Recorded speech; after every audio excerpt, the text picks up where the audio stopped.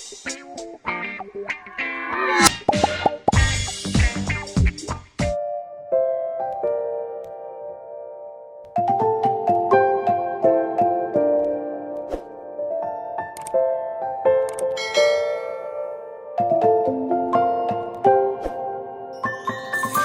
many places still undiscovered, but you're stuck in a blast of yesteryear. Forget all the problems just for the moment that is not